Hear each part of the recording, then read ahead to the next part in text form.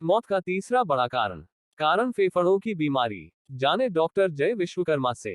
मन इंद्रियों का राजा है लेकिन श्वास मन का राजा है। मनुष्य के जीवित रहने के लिए आवश्यक सभी गतिविधियों में से सांस लेना सबसे महत्वपूर्ण है। बिना खाना खाए या पानी पिए इंसान 1 या 2 दिन तक जीवित रह सकता है, लेकिन बिना सांस लिए कुछ मिनट भी जीवित रहना नामुमकिन है। स्वनियमन, ऊर्जा उत्पादन और समग्र स्वास्थ्य के लिए सांस हमारे पास मौजूद सबसे शक्तिशाली उपकरणों में से एक है। हम अपने फेफड़ों का उपयोग करके सांस लेते हैं, पिरामिड के आकार के अंगों की एक जोड़ी जो छाती के अंदर स्थित होती है। जैसा कि हम सभी जानते हैं, सांस लेने में सांस लेना और सांस छोड़ना शामिल है। हमारे फेफड़े हमारे सुचारू कामकाज को सुनिश्चित करने के लिए रक्त और मस्तिष्क तक ऑक्सीजन पहुंचाते हैं। इन सभी को ध्यान में रखते हुए इस निष्कर्ष पर पहुंचना आसान है कि फेफड़े हमारे शरीर में सबसे महत्वपूर्ण अंग हैं। लेकिन जब बीमारियों के कारण फेफड़ों की कार्यप्रणाली खराब हो जाती है तो ये जीवन की गुणवत्ता को प्रभावित करता है और सबसे खराब स्थिति में मृत्यु का कारण बनता है। आइए कुछ सबसे आम फेफड़ों की बीमारियों पर नजर डालें और उन तरीकों की जांच करें जिनसे हम अपने फेफड़ों की रक्षा कर सकते हैं। फेफड़ों की बीमारियों का क्या कारण है?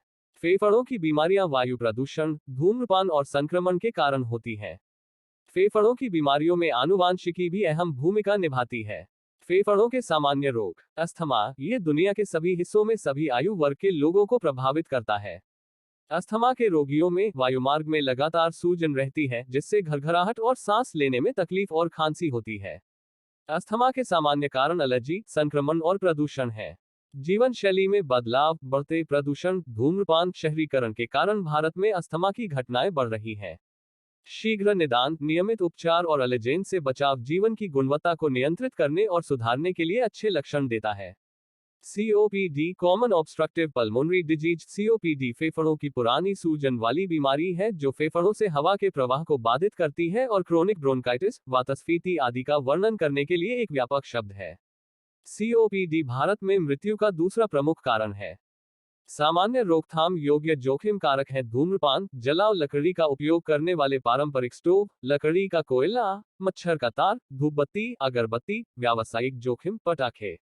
तीव्र ब्रोंकाइटिस, ये स्थिति अक्सर वायरस के कारण होती है और वायुमार्ग में अचानक संक्रमण की विशेषता होती है। तीव्र ब्रोंकाइटिस के अन्य सामान्य कारण तंबाकू का धुआं, धूल और वायु प्रदूषण है। यह अनुमान लगाया गया है कि 5% वयस्क अपने जीवन में कम से कम एक बार तीव्र ब्रोंकाइटिस का अनुभव करते हैं और उनमें से 90% चिकित्सा सलाह लेते हैं। फेफड़ों का संक्रमण। निमोनिया, ये बैक्टीरिया, वायरस या कवक के कारण होने वाला संक्रमण है। निमोनिया एक या दोनों फेफड़ों को प्रभावित करता है और फेफड़ों में वायु की थैलियों में सूजन पैदा करता है। निमोनिया के लक्षणों में खांसी, बलगम, बुखार, सीने में दर्द। हालांकि निमोनिया किसी को भी हो सकता है, लेकिन कुछ आयु वर्ग के लोगों में इस बीमारी का शिकार होने की संभावना अधिक होती है। इनमें जन्म से लेकर 2 वर्ष तक के शिशु और 65 वर्ष या उससे अधिक आयु के वयस्क शामिल हैं। समय पर चिकित्सा हस्तक्षेप से बीमारी का इलाज होता है और जटिलताओं की घटना को रोका जाता है। क्षय रोग टीबी बैक्टीरिया, माइकोबैक्टीरियम ट्यूबरकुलोसिस के कारण होता है। टीबी आमतौर पर फेफड़ों को संक्रमित करती है। यह एक संक्रामक वायु जनित रोग है। इस बीमारी के प्रमुख लक्षण खांसी, बुखार, वजन कम होना, बलगम के साथ खून आना है। अगर समय पर इलाज न किया जाए तो टीबी जानलेवा हो सकती है। आधुनिक चिकित्सा इस बीमारी का पूर्ण इलाज प्रदान करती है। फेफड़े का कैंसर। निस्संदेह फेफड़ों की बीमारियों में सबसे खतरनाक फेफड़े का कैंसर भारत और दुनिया भर में कैंसर से होने वाली मौतों का प्रमुख कारण है। हालांकि धूम्रपान करने वालों को अधिक खतरा होता है। जिन लोगों ने कभी धूम्रपान नहीं किया है उन्हें भी फेफड़ों का कैंसर हो सकता है। लगातार खांसी, सीने में दर्द, आवाज बैठना, वजन कम होना आदि फेफड़ों की बीमारी के कुछ सबसे आम लक्षण हैं।